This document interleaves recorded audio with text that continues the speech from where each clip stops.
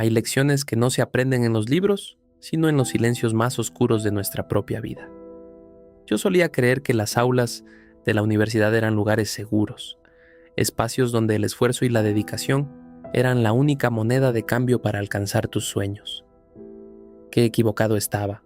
Mi nombre es Mateo y cuando crucé las puertas de aquella prestigiosa facultad de arquitectura, sentí que el mundo entero estaba a mis pies.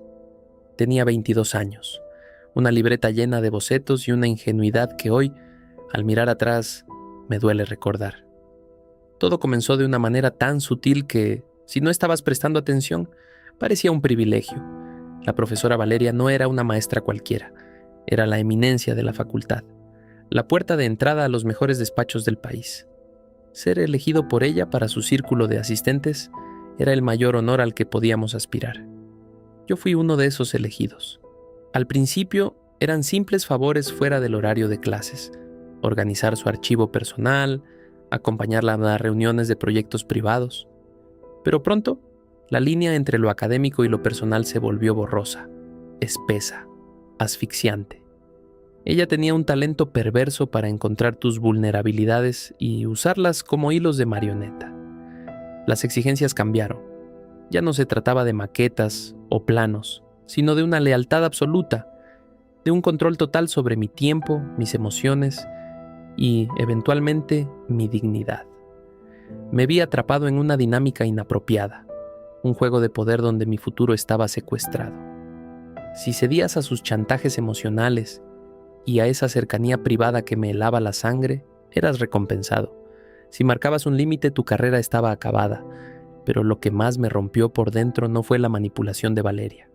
Lo que verdaderamente me destrozó el alma fue buscar refugio en la única persona que debía protegerme, mi propio padre, y descubrir que él estaba dispuesto a cerrar los ojos con tal de verme llegar a la cima.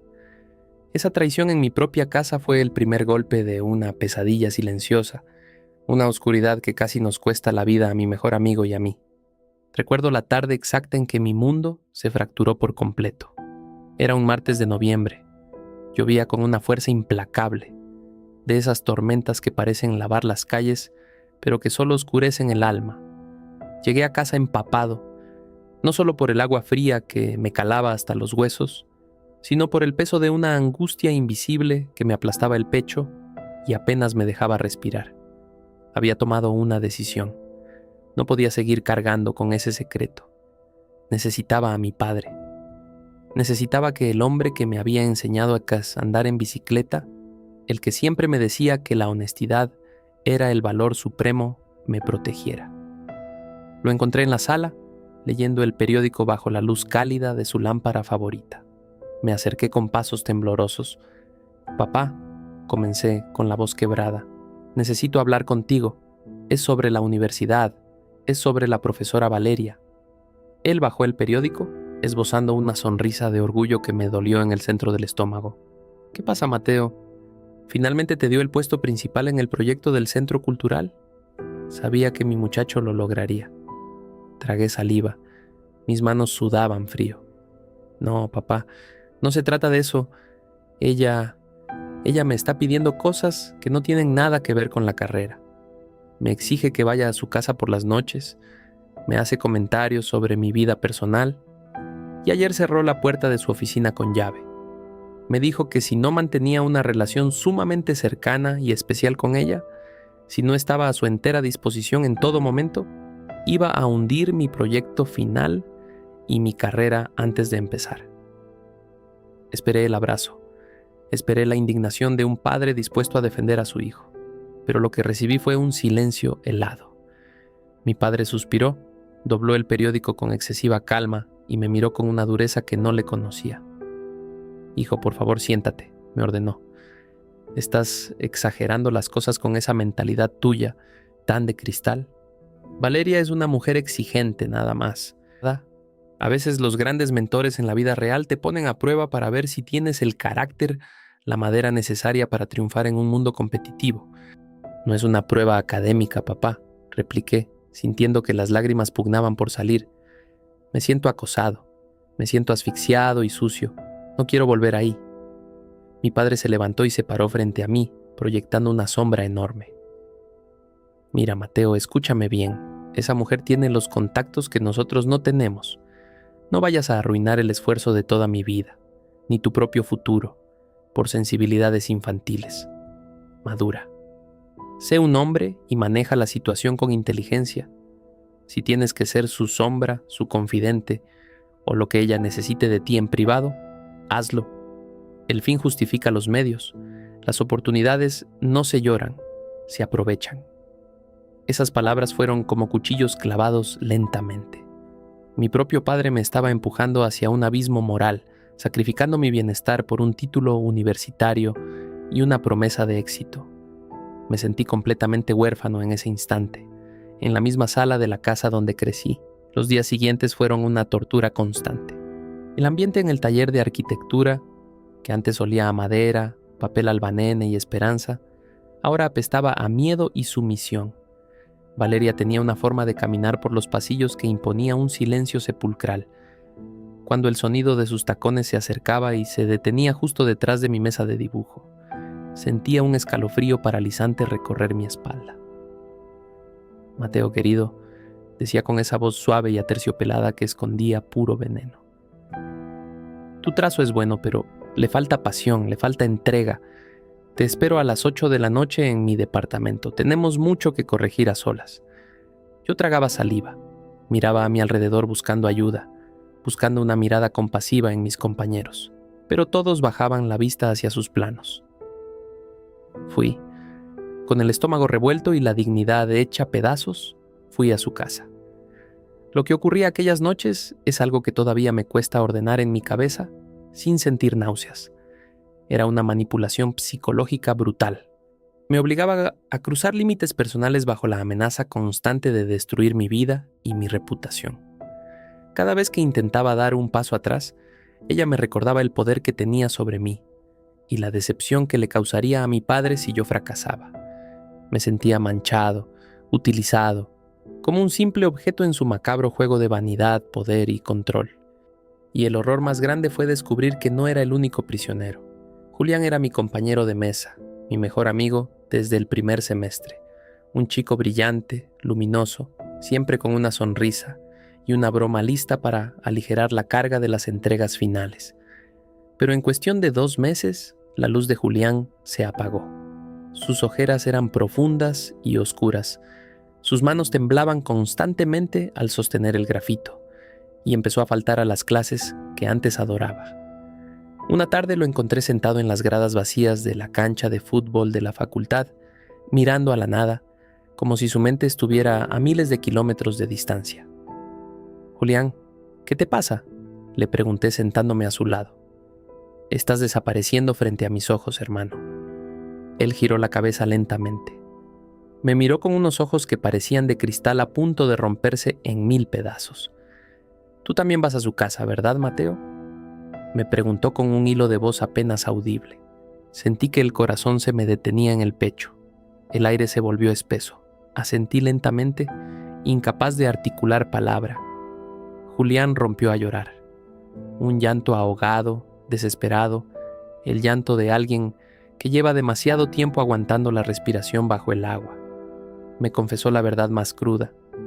Valeria no solo lo había obligado a mantener esa misma cercanía inapropiada y asfixiante, sino que había cruzado una línea aún más perversa. Lo había grabado. Tenía en su poder videos de situaciones privadas, material altamente comprometedor que utilizaba como cadena para mantenerlo sometido. Me amenaza con enviar todo eso a mi familia, Mateo, sollozó Julián, agarrándose el cabello con desesperación. Mis padres son sumamente conservadores. No lo entenderían, me repudiarían. Estoy atrapado. No puedo dormir. No puedo comer. Cada vez que suena mi teléfono, siento que me falta el aire. Me tiene en sus manos y no veo ninguna salida. Esa confesión me llenó de una rabia profunda, una ira que eclipsó mi propio miedo. Teníamos que hacer algo. Estábamos siendo consumidos en silencio. Al día siguiente, armándonos de un valor que apenas lográbamos sostener, fuimos a la oficina del director general del campus, el arquitecto Robles. Nos sentamos frente a él en su imponente oficina. Le explicamos, con palabras cuidadosas pero claras, la realidad de lo que estaba sucediendo. Le dijimos que la profesora Valeria estaba abusando de su autoridad, coaccionando a los alumnos y forzándonos a situaciones privadas inaceptables bajo amenaza académica. El director Robles nos escuchó en silencio. Luego, para nuestra sorpresa e indignación, juntó las manos sobre su lujoso escritorio de caoba y soltó una risa ligera y condescendiente. «Muchachos, por favor, ¿se escuchan a ustedes mismos?», dijo con tono burlón. «La arquitecta Valeria es un pilar fundamental de esta institución. Es una mujer sumamente atractiva, inteligente y exitosa. Es bastante común que los jóvenes de su edad confundan su estricta exigencia académica con otra cosa. O peor aún, que intenten justificar su bajo rendimiento inventando esta clase de calumnias». «No es una calumnia, señor director», dije, sintiendo que la sangre me hervía en las venas. «Nos está extorsionando, tenemos miedo». La sonrisa de Robles desapareció al instante, reemplazada por una mirada fría como el hielo. «Tengan mucho cuidado con las palabras que usan en esta oficina, jovencitos. Una acusación de ese tipo hacia una profesional intachable, sin pruebas contundentes, es motivo de expulsión inmediata de la universidad. Les sugiero, por su propio bien, que vuelvan a su taller, se callen la boca y se enfoquen en sus maquetas. Si vuelvo a escuchar este tipo de rumores infundados, los suspenderé a los dos hoy mismo». Salimos de allí derrotados, arrastrando los pies. La red de protección de Valeria era absoluta. Había seducido e involucrado al sistema entero para que mirara hacia otro lado. La única luz en toda esa inmensa oscuridad era la profesora Elena, nuestra maestra de historia del arte. Ella era diferente. Era genuinamente humana, empática y sumamente observadora. Llevaba varios días notando nuestra actitud errática, nuestras miradas perdidas y nuestro cansancio extremo. Esa misma tarde me detuvo al terminar su clase, cuando todos ya habían salido. «Mateo, espera un momento, por favor», me pidió suavemente, cerrando la puerta del salón para darnos privacidad. «Tú y Julián no están bien. Lo veo en sus rostros, en la forma en que se encogen cuando alguien levanta la voz. Sé que algo grave está pasando en el taller de Valeria. He escuchado cosas, rumores muy feos en la sala de profesores. Quiero que sepas que si necesitan hablar, si necesitan ayuda de verdad, mi puerta siempre está abierta. No están solos en esto». Quise abrazarla. Quise derrumbarme ahí mismo y contarle todo el infierno que estábamos viviendo. Pero el miedo era una mordaza demasiado apretada. El recuerdo fresco de las amenazas de Valeria, sumado a la fría advertencia de expulsión del director Robles, me paralizaron por completo. «Estamos bien, profesora Elena. Se lo agradezco mucho. Solo es la presión por los proyectos finales. Estamos muy cansados». Mentí, bajando la cabeza con vergüenza, y salí casi corriendo del salón. Las semanas siguientes fueron una marcha fúnebre. El chantaje continuaba implacable. Cada mensaje de texto que llegaba de Valeria era una sentencia que me robaba un poco más el aliento. Mi relación con mi padre se redujo a un silencio incómodo y doloroso. Cenábamos en la misma mesa y yo solo sentía un profundo resentimiento al mirar su rostro satisfecho porque, según él, yo estaba asegurando mi futuro. Él no quería ver que su ambición desmedida me estaba costando el alma. Pero quien llevó la peor parte fue Julián. La culpa y la presión del chantaje con esos videos lo estaban consumiendo vivo. Dejó de hablar casi por completo. Sus dibujos, antes llenos de luz y espacios abiertos, se volvieron oscuros, opresivos. Trazaba líneas con tanta agresividad que a menudo rasgaba el papel. Yo intentaba no despegarme de él, acompañarlo en los recesos, pero el peso de la vergüenza nos aislaba incluso cuando estábamos sentados uno al lado del otro. Ambos nos sentíamos indignos, cómplices silenciosos de nuestro propio sufrimiento por no encontrar el valor de gritar la verdad al mundo. El aire en la facultad se volvió irrespirable. La sombra alargada de Valeria parecía cubrir cada rincón, cada pasillo, cada salón de clases. Y entonces llegó aquella fría mañana de viernes, el día de la evaluación final, el día en que todo ese silencio acumulado, todo ese dolor contenido, estalló de la manera más trágica y desgarradora posible, cambiando el rumbo de nuestras vidas para siempre. Esa mañana de viernes amaneció con un cielo de color plomo, pesado y asfixiante, como si la ciudad entera compartiera la inmensa angustia que me oprimía el pecho. Era el día de la evaluación final, el momento que durante 4 años habíamos esperado con ilusión, pero que ahora se sentía como una marcha hacia el patíbulo. Me levanté de la cama sintiendo un cansancio que no era físico, sino una fatiga del alma, un peso invisible que me doblaba la espalda. Mi padre ya estaba en la cocina, tomando su café matutino con esa expresión de seguridad y éxito que tanto me dolía. Me deseó suerte con una palmada en el hombro, un gesto que antes me llenaba de orgullo y que ese día sentí como una condena. Salí de casa sin probar bocado, con un nudo en la garganta que apenas me dejaba respirar. Llegué a la Facultad de Arquitectura poco antes de las 8 de la mañana. Los pasillos, habitualmente ruidosos y llenos de la energía caótica de los estudiantes de último año, estaban sumidos en un silencio tenso. En el taller, las maquetas finales estaban cubiertas con sábanas blancas, pareciendo más pequeños fantasmas que proyectos de vida. Me senté en mi lugar habitual, organizando mis planos con manos temblorosas. Miré hacia el asiento a mi izquierda. Estaba vacío. Julián no había llegado. Al principio, intenté convencerme de que solo estaba retrasado. Julián solía quedarse dormido después de las noches de insomnio trabajando en sus diseños.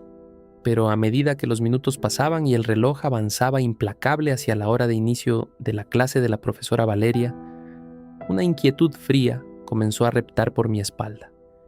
Saqué mi teléfono celular y le llamé 1, 2, 5 veces. Cada llamada iba directamente al buzón de voz. Le envié mensajes de texto desesperados, rogándole que me contestara, que me dijera que estaba en camino. Nada. Solo un silencio abrumador. Fue entonces cuando recordé su mirada de la tarde anterior. Ese brillo roto, esa ausencia total de esperanza en sus ojos, cuando nos despedimos en la entrada del campus. Me había abrazado con una fuerza inusual.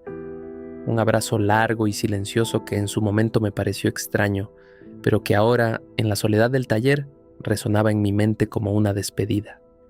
El pánico estalló en mi pecho.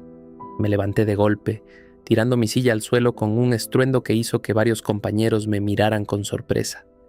Sin dar explicaciones, salí corriendo del salón. Recorrí los pasillos como un demente. Busqué en la cafetería, en los baños, en la biblioteca. Mi respiración era agitada y el sudor frío me empapaba la frente. Le pregunté a cada persona que se cruzaba en mi camino, pero nadie lo había visto. La desesperación me nublaba la vista. Me detuve en el centro del patio principal, girando sobre mi propio eje, buscando alguna pista, alguna señal. Y entonces, como si una fuerza invisible me obligara a hacerlo, levanté la mirada hacia lo más alto del edificio principal. Allí estaba. En la azotea del 5º piso, de pie sobre la cornisa de concreto, su figura delgada se recortaba contra el cielo gris y amenazante. Sentí que el mundo entero dejaba de girar. El corazón me golpeó las costillas con tanta fuerza que me dolió. No grité, porque sabía que cualquier sonido repentino podría asustarlo.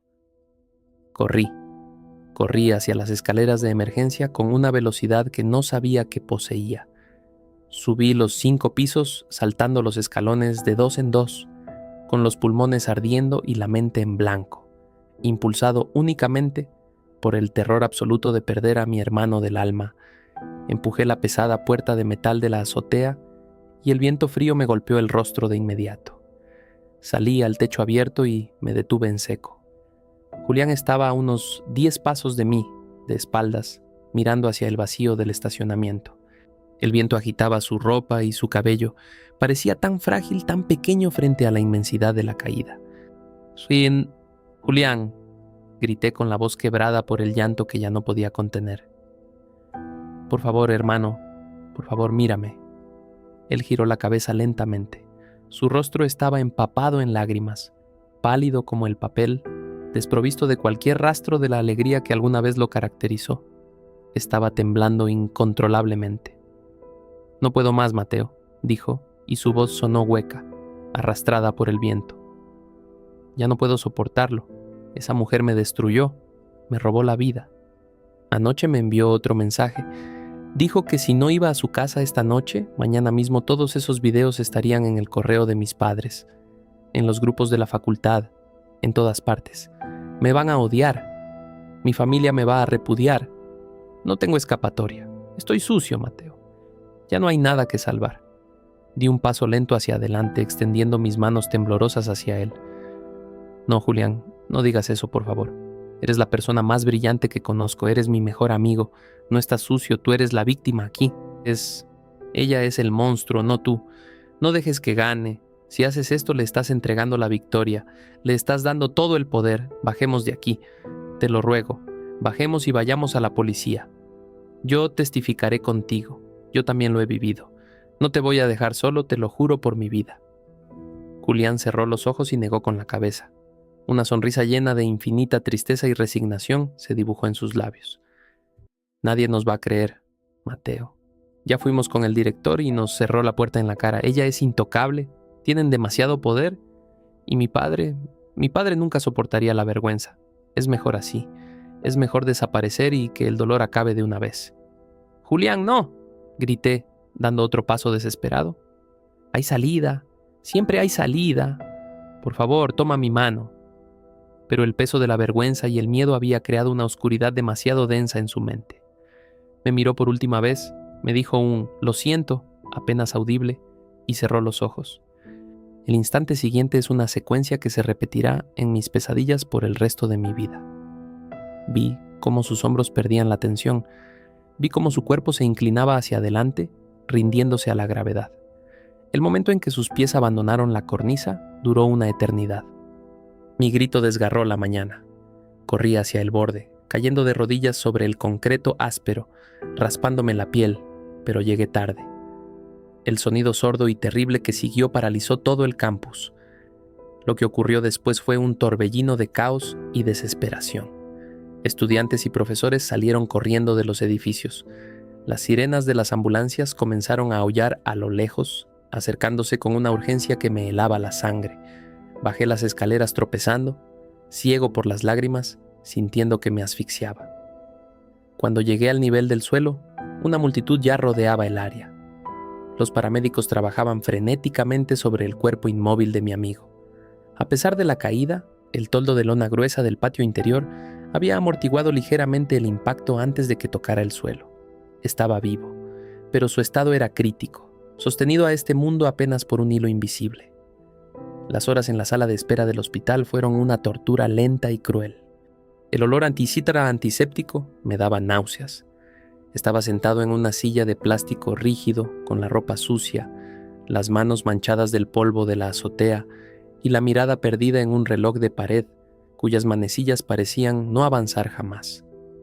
Los padres de Julián llegaron poco después, destrozados, sumidos en un llanto que resonaba por todo el pasillo. Yo no tenía el valor de mirarlos a los ojos. Me sentía infinitamente culpable por no haber hablado antes, por haber cedido al miedo, por no haberlo salvado. Fue entonces cuando las puertas de cristal de la sala de espera se abrieron y vi entrar a mi padre. Llevaba su traje impecable de la oficina, pero su rostro reflejaba una confusión y una preocupación que nunca le había visto. Me buscó con la mirada y, al encontrarme encogido en la esquina, corrió hacia mí. Mateo, por Dios, me llamaron de la escuela. Dijeron que hubo una tragedia inmensa. ¿Estás bien? ¿Qué fue lo que pasó?, preguntó arrodillándose frente a mí y tomando mis manos heladas. Ese fue el momento. El dique se rompió. Toda la presión, todo el asco, todo el miedo y la rabia acumulados durante meses estallaron en un sollozo gutural que me rasgó la garganta. «Julián intentó quitarse la vida, papá», grité sin importarme quién me escuchara. Se lanzó desde el techo de la facultad. Y es por culpa de Valeria, es por culpa de esa mujer que tú me obligaste a complacer. Mi padre retrocedió como si le hubiera dado un golpe en el rostro. La confusión en sus ojos dio paso al horror.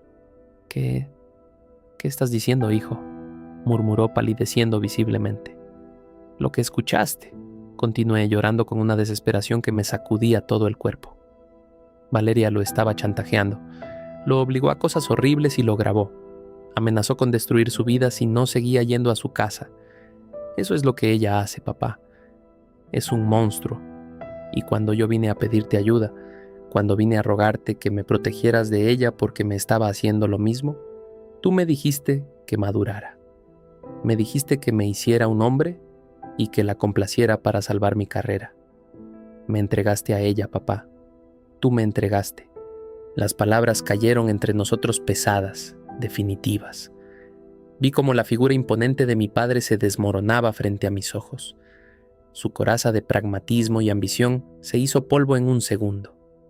Comprendió, con un peso aplastante, la magnitud de su error. Había puesto el éxito profesional por encima de la integridad y la seguridad de su propio hijo. Se llevó las manos al rostro y comenzó a llorar. Un llanto ronco, doloroso, el llanto de un hombre que acaba de darse cuenta de que ha fallado en su misión más sagrada. «Perdóname», susurró, abrazándome con una fuerza desesperada, enterrando su rostro en mi hombro. «Perdóname, Mateo, fui un estúpido, fui un ciego, un arrogante. Creí que te estaba ayudando a ser fuerte frente a una profesora exigente, nunca imaginé... Dios mío, nunca imaginé que te estaba empujando a este infierno. Perdóname, mi niño, perdóname». Nos quedamos así durante largos minutos, abrazados en medio del pasillo del hospital, llorando juntos, intentando pegar los pedazos de nuestra relación rota por el silencio. Por primera vez en meses, sentí que mi padre volvía a ser mi protector. En ese momento de vulnerabilidad compartida, unos pasos suaves se detuvieron junto a nosotros. Levanté la vista. Era la profesora Elena.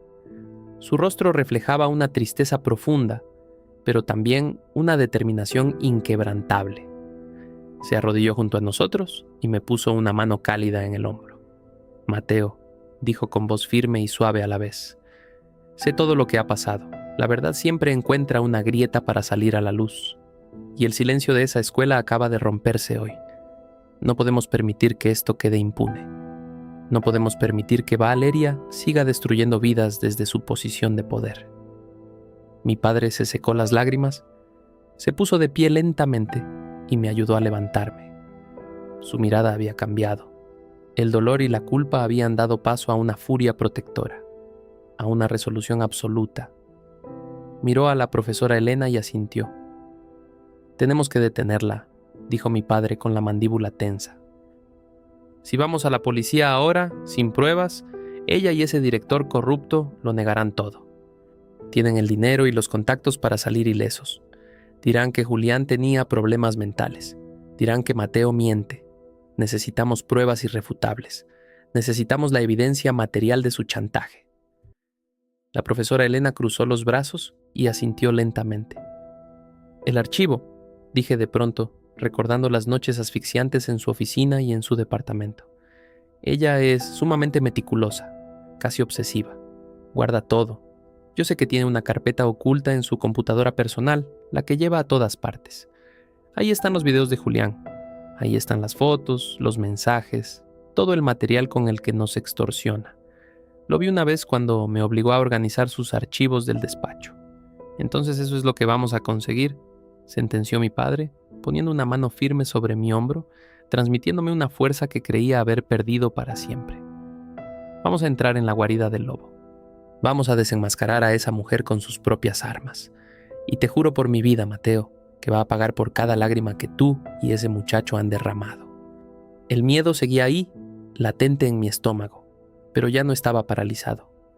Tenía a mi padre de mi lado, tenía a una maestra valiente dispuesta a arriesgar su trabajo, y tenía una promesa silenciosa que hacerle a Julián, que luchaba por su vida en una cama a pocos metros de nosotros. Íbamos a hacer justicia. El plan se forjó en los pasillos fríos de aquel hospital bajo la luz parpadeante de las lámparas fluorescentes. Mi padre, que horas antes me había parecido un muro de incomprensión, ahora era un pilar de acero. Sacó su teléfono celular y, con las manos aún temblorosas por la conmoción, hizo un par de llamadas.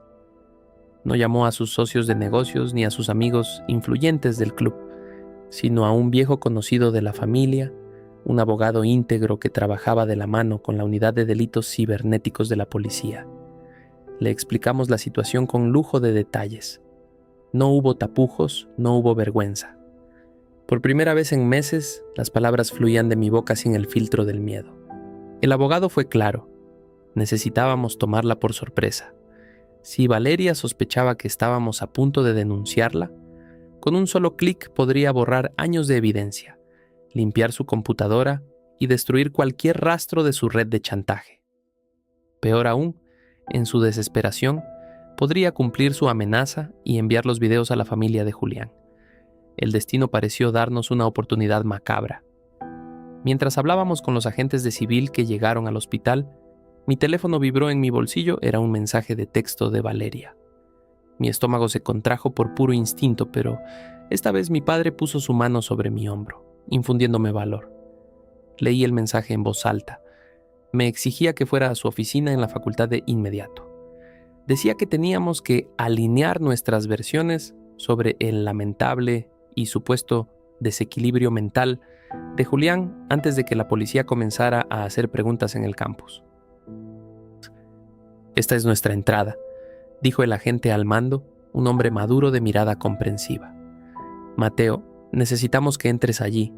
Vas a llevar un micrófono oculto.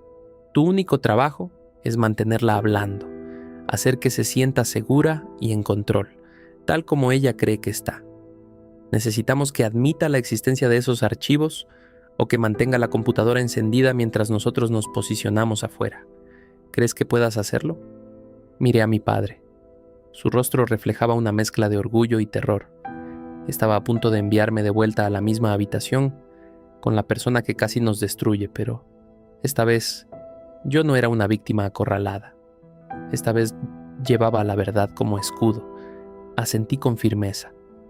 Por Julián, que seguía luchando por su vida a unos cuantos metros de nosotros, por mí y por todos los que habían guardado silencio antes que nosotros. El trayecto de regreso a la universidad fue un viaje en un silencio sepulcral. El cielo gris de la mañana había dado paso a una llovizna fina y fría. Cuando cruzamos las puertas del campus, la atmósfera era desoladora. Las clases habían sido suspendidas, pero algunos alumnos y profesores seguían agrupados en los pasillos, murmurando en voz baja, con rostros desencajados por la tragedia. Caminé hacia el edificio de arquitectura, acompañado a la distancia por los agentes vestidos de civil. Mi padre y la profesora Elena se quedaron en la planta baja, esperando la señal. Subí las escaleras sintiendo que cada escalón pesaba 1 tonelada. El sonido de mis propios pasos resonaba en el pasillo vacío. Llegué frente a la pesada puerta de madera de la oficina de Valeria. Podía oler su perfume desde afuera, ese aroma a vainilla y madera que durante tanto tiempo me había provocado ataques de pánico. Cerré los ojos, tomé una respiración profunda, llenando mis pulmones de aire fresco y toqué a la puerta. «Adelante», se escuchó su voz desde el interior, fría, inalterable. Entré. La oficina estaba en penumbra, iluminada solo por la luz blanca de la pantalla de su computadora portátil. Valeria estaba sentada detrás de su escritorio, impecablemente vestida, sin un solo cabello fuera de lugar. No había rastro de lágrimas, ni de conmoción, ni de culpa en su rostro. Parecía estar revisando archivos con una calma que me heló la sangre. «Cierra la puerta con llave, Mateo», ordenó sin levantar la vista de la pantalla. Lo hice, pero dejé el pestillo a medio girar, tal como habíamos acordado con los agentes. Caminé lentamente hacia el escritorio. «Qué tragedia tan inoportuna», comenzó a decir ella, tecleando con rapidez. Siempre supe que Julián era débil. No tenía el carácter para esta profesión. Es una lástima que haya decidido armar este espectáculo y manchar el prestigio de nuestra facultad. La frialdad de sus palabras fue como una bofetada. La rabia pura y ardiente comenzó a desplazar al miedo. «Julián no era débil», respondí, sorprendiéndome de la firmeza de mi propia voz. «Julián estaba aterrorizado. Usted lo empujó a esto. Usted lo asfixió con sus chantajes». Valeria detuvo sus manos, levantó la mirada lentamente y me observó con una mezcla de curiosidad y desdén. Se recargó en el respaldo de su silla de piel, cruzando los brazos. «Ten mucho cuidado con lo que dices, querido Mateo.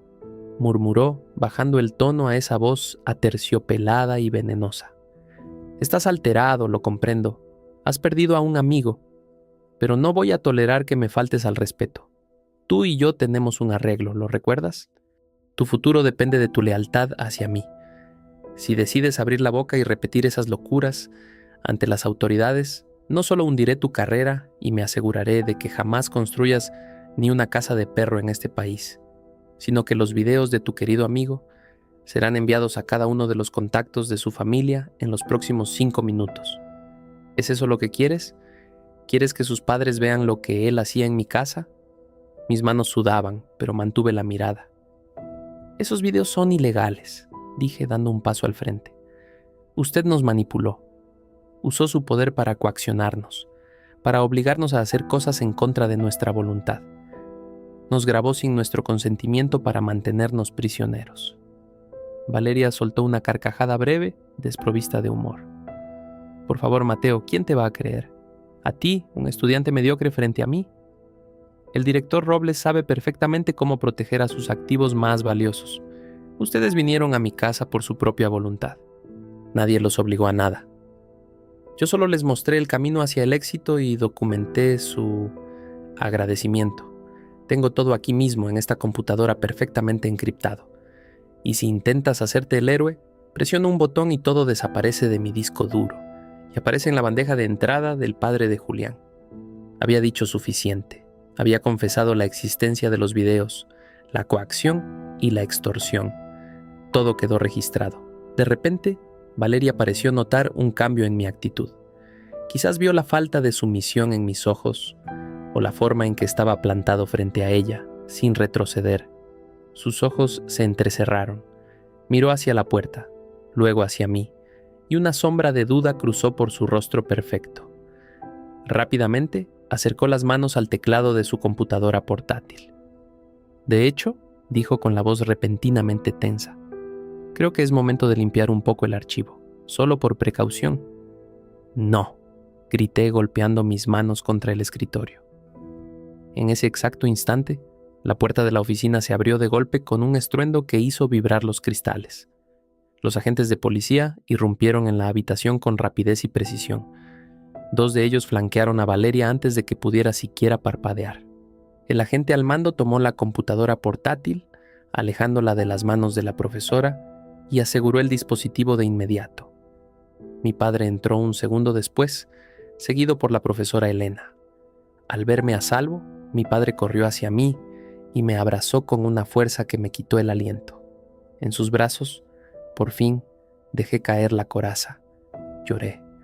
Lloré por la humillación, por el miedo acumulado, por las noches sin dormir y por el dolor inmenso de mi amigo. Valeria, por primera vez, perdió la compostura. Se puso de pie de un salto con el rostro pálido y desencajado. ¿Qué significa esto?, gritó, con la voz aguda y temblorosa, mirando a los agentes con indignación. Soy una profesora de esta institución. Exijo llamar al director Robles inmediatamente. Esto es un atropello, una invasión a mi privacidad. Señora Valeria, dijo el oficial, leyéndole sus derechos con una voz calmada y profesional que contrastaba con el histerismo de ella. Queda usted detenida bajo los cargos de extorsión, coacción, corrupción de menores y almacenamiento de material ilícito. Todo lo que diga puede y será usado en su contra. Justo en ese momento, el director Robles apareció en el umbral de la puerta, jadeando con el rostro rojo por el esfuerzo de haber subido las escaleras corriendo. «Oficiales, por favor, detengan esta locura», exclamó Robles, intentando imponer su autoridad, limpiándose el sudor de la frente. Esto es un enorme malentendido. La profesora es una ciudadana ejemplar. Estos jóvenes están inventando calumnias por despecho académico. Yo mismo investigué el caso y no hay pruebas. El oficial al mando lo miró con una dureza implacable. Señor director, le sugiero que guarde silencio. Tenemos una confesión grabada y el equipo informático asegurado. Si usted intenta obstruir este arresto o encubrir los delitos que ocurrieron bajo su supervisión, saldrá de aquí en la misma patrulla que ella. Su administración será investigada a fondo. Robles palideció. Abrió la boca para protestar, pero no emitió ningún sonido. Dio un paso atrás, derrotado, viendo cómo su imperio de encubrimiento e impunidad se derrumbaba como un castillo de naipes. Vi cómo le ponían las esposas a Valeria. Vi cómo su máscara de superioridad se fracturaba en 1000 pedazos, revelando la verdadera naturaleza del monstruo que era. Mientras la escoltaban fuera de la oficina, nuestras miradas se cruzaron por un breve segundo. Ya no había poder en sus ojos, solo había miedo, el mismo miedo que ella nos había obligado a tragar durante tantos meses. Bajó la cabeza y desapareció por el pasillo. El peso que se levantó de mis hombros en ese instante fue indescriptible. Era como volver a respirar después de haber estado ahogándome en lo más profundo del océano. La profesora Elena se acercó y me tomó de las manos, regalándome una sonrisa llena de lágrimas. Habíamos ganado. Habíamos roto el silencio. Volvimos al hospital con el corazón en un puño, pero con la esperanza encendida. En la sala de espera, mi padre, con una humildad que me conmovió profundamente, se acercó a los padres de Julián y les contó toda la verdad. No omitió nada, ni siquiera su propio error al principio de esta pesadilla. Les explicó el infierno por el que su hijo había pasado y cómo, en su desesperación por proteger a su familia de la vergüenza, había tomado esa trágica decisión. Lejos de reaccionar con el rechazo que Julián tanto temía, sus padres se abrazaron y lloraron con un dolor profundo, arrepentidos de haber proyectado una imagen tan rígida que le impidió a su propio hijo pedir ayuda. Entendieron que Julián no era un cobarde ni un fracasado, era un sobreviviente de un depredador que usaba la autoridad como arma. Fueron días de agonía, de rezos en silencio y de sostenernos la mano en aquella sala de espera. Pero el milagro ocurrió. Una semana después, Julián abrió los ojos. La recuperación fue lenta, dolorosa y llena de cicatrices, tanto físicas como en el alma. Hubo terapias interminables, cirugías complejas y noches enteras en las que el fantasma del recuerdo lo atormentaba. Pero ya no estaba solo, tenía a sus padres, que no se separaron de su lado ni un solo segundo. Me tenía a mí, que visitaba su habitación del hospital todos los días para leerle, para hablar del futuro, para recordarle que el monstruo estaba tras las rejas, enfrentando un juicio del que no podría escapar. Y tenía a mi padre, que se convirtió en una segunda figura paterna para él, encargándose de los mejores especialistas médicos para asegurar su completa recuperación. El juicio fue un proceso agotador. El contenido de la computadora de Valeria salió a la luz en los tribunales, revelando que Julián y yo no éramos sus únicas víctimas. Había una lista dolorosamente larga de jóvenes que habían guardado silencio por años. La caída de Valeria fue total y absoluta. Fue condenada a prisión por sus crímenes, y el director Robles fue destituido y procesado por complicidad y negligencia. 2 años después de aquella mañana gris en la azotea, la vida nos devolvió la luz. Estábamos en el auditorio principal de una universidad distinta, una institución que nos había abierto las puertas para terminar nuestros estudios bajo la guía de profesores éticos y humanos como Elena. Escuché mi nombre por los altavoces. Caminé por el pasillo con mi toga y birrete, sintiendo el corazón latir con fuerza. Mi padre estaba en primera fila, aplaudiendo con lágrimas en los ojos, siendo el hombre orgulloso pero profundamente humano en el que se había convertido. Pero mi mayor alegría, mi triunfo absoluto, no fue recibir mi diploma. Fue girar la cabeza y ver caminar hacia el escenario a Julián.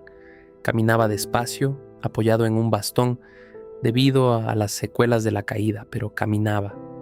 Su rostro había recuperado el color, sus ojos volvían a tener ese brillo luminoso y su sonrisa, aunque más madura y serena, iluminaba todo el recinto.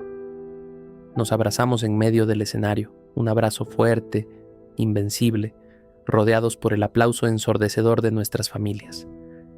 Habíamos sobrevivido a la oscuridad, éramos libres. Han pasado varios años desde aquella tarde en que el silencio casi nos arrebata la vida. Hoy, cuando miro el título de arquitecto colgado en la pared de mi pequeño pero honrado estudio, no veo solo un pedazo de papel. Veo la cicatriz de una batalla que nunca debimos pelear, pero que nos enseñó la lección más profunda de todas. Aprendí a la mala que el éxito profesional, el dinero o el prestigio de trabajar con los mejores nunca, bajo ninguna circunstancia, deben costar tu paz mental, tu integridad o tu propia dignidad. El abuso de poder prospera en la oscuridad, en el miedo y en la vergüenza que nos imponen quienes se creen intocables. Nos hacen creer que estamos solos, que nadie nos va a escuchar, que si hablamos lo perderemos absolutamente todo. Pero la verdad es que cuando guardamos esos secretos que nos lastiman el alma, nos perdemos a nosotros mismos. El mayor acto de valentía y de amor propio que podemos tener es alzar la voz, buscar esa mano amiga, ya sea una maestra compasiva, un amigo leal o un padre dispuesto a corregir sus propios errores para volverse tu escudo. Siempre habrá personas dispuestas a aprovecharse de nuestros sueños, pero también hay una fuerza inmensa y transformadora en la verdad. La justicia a veces tarda, a veces duele demasiado, y el camino para encontrarla está lleno de obstáculos y de gente que prefiere mirar hacia otro lado. Pero cuando finalmente rompes esa cadena de manipulación, cuando te das cuenta de que la culpa nunca fue tuya, recuperas el control de tu propia historia. El inmenso dolor de Julián y mis lágrimas no fueron en vano. Lograron limpiar el camino para que nadie más tuviera que caminar por ese pasillo lleno de sombras en nuestra facultad. Quiero preguntarte algo de forma muy directa y desde el fondo de mi corazón. ¿Alguna vez te has sentido acorralado por alguien que tiene autoridad sobre ti, sintiendo que debes sacrificar tu tranquilidad a cambio de una oportunidad? O tal vez conoces a alguien que apagó su luz interior de repente, sin razón aparente, ahogado por un secreto. Me gustaría muchísimo leer tu experiencia en los comentarios. A veces el simple hecho de escribir nuestra historia, de compartir ese enorme peso con otros, es el primer gran paso para sanar y darnos cuenta de que no estamos solos en el mundo. Si esta historia te hizo sentir algo, si resonó contigo o te dejó una enseñanza, te invito de manera muy sincera a suscribirte a este espacio. Seguiremos compartiendo relatos reales, humanos y cercanos que nos ayudan a reflexionar sobre la vida. Y si por casualidad conoces a alguien que crees que está pasando por un momento oscuro, alguien a quien le exigen más de lo que es justo y sano entregar, por favor tómate un segundo y comparte este video con esa persona. Un simple mensaje tuyo, una historia como esta, puede ser ese rayo de esperanza que le recuerde que siempre hay una salida y que su voz tiene muchísimo más poder del que imagina. Gracias por escucharme y hasta la próxima.